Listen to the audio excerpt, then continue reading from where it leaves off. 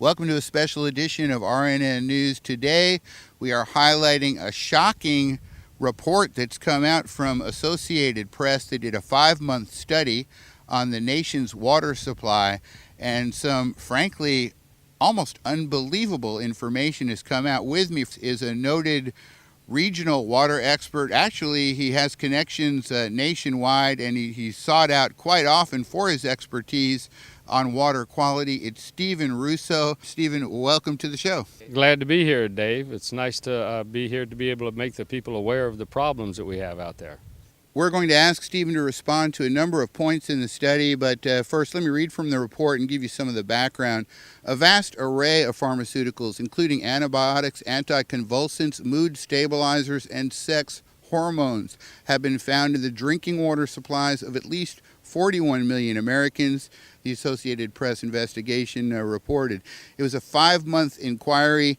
They discovered that drugs have been detected in the drinking water supplies of 24 major metropolitan areas, from Southern California to northern New Jersey, from Detroit to Louisville, Kentucky. Water providers rarely disclose results of pharmaceutical screenings unless pressed, the AP found.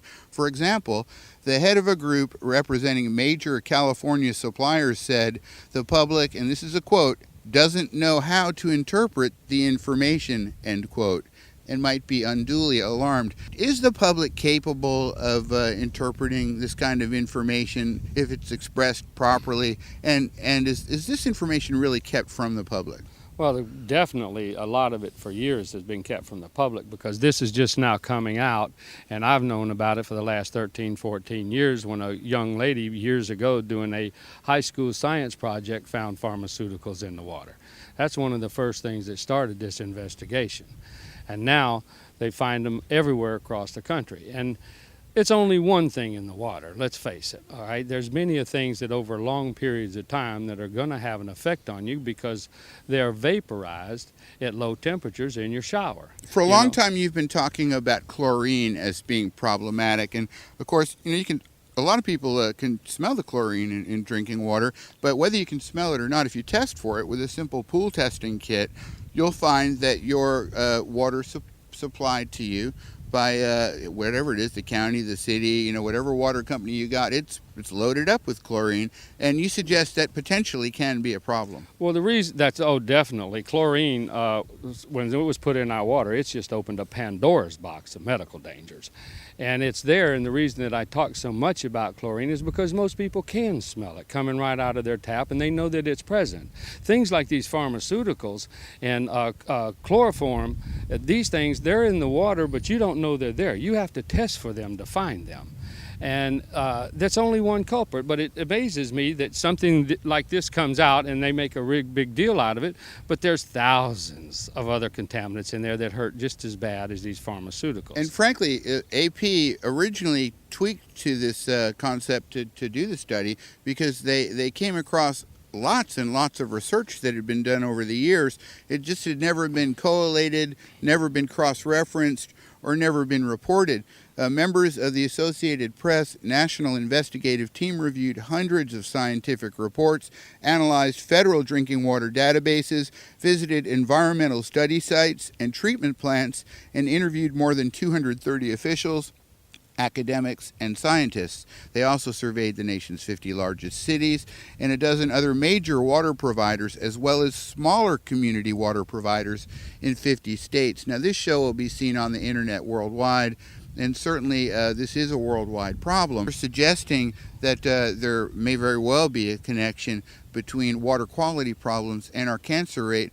But let me ask you, is this a problem that is most likely apparent in the vast majority of the nation's water supply, or is it possibly just in these cities that were surveyed? There's contaminants in the water supplies, municipal water supplies across the country. That's why on every water report there's a paragraph that tells you that some people may be more vulnerable to the contaminants in drinking water, the first line of it, okay? And this is telling the people, but the reason that people aren't aware of it, people just don't have the inquisitiveness to look into it.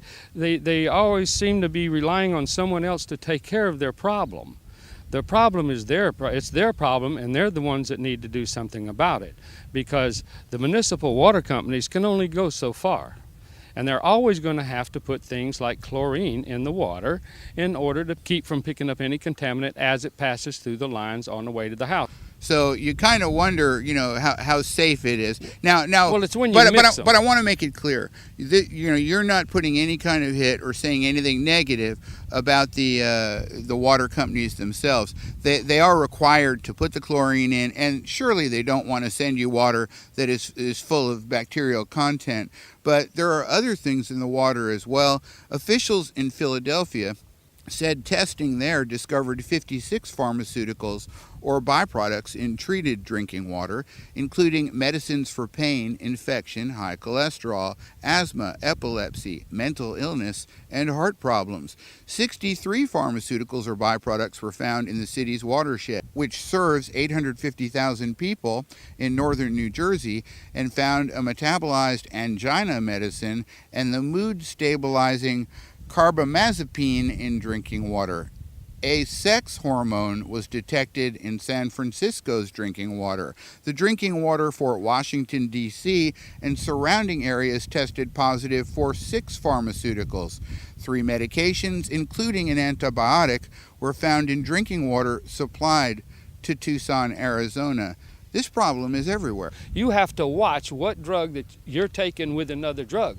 But when you have them all mixed in the water and you're standing in the shower and then they're mixed with the trihalomethanes and the DBPs and the VOCs, what kind of contamination is that doing to your body? The other toxic chemicals that are in the water, see, they're vaporized at relatively low temperature. When you're in the shower, it's not much different than a toxic gas chamber, just because of the temperature. The other toxic chemicals that are in the water, see, they're vaporized at relatively low temperature. Every contaminant in the water causes some type of health problem. Now, with the pharmaceuticals, the study indicated that they get into the water a couple of ways, mainly. One is through natural excretion of the pharmaceuticals from the body. I mean, you take them, they got to go somewhere, they go into the wastewater system. But also, many people flush the contents of their expired pharmaceuticals down the toilet. Sure. And that puts it in the same water system. Especially if it's a septic tank or something, you got the leach lines, it's just going to soak down through the and get into the aquifer. Where do all these other chemicals, other than the chlorine, come from? From everything that you buy at the department stores that you put on your lawns. You got to figure all the fertilizers, all the termite stuff, all the bug sprays that you put on your lawn. You got the mosquito trucks that go around.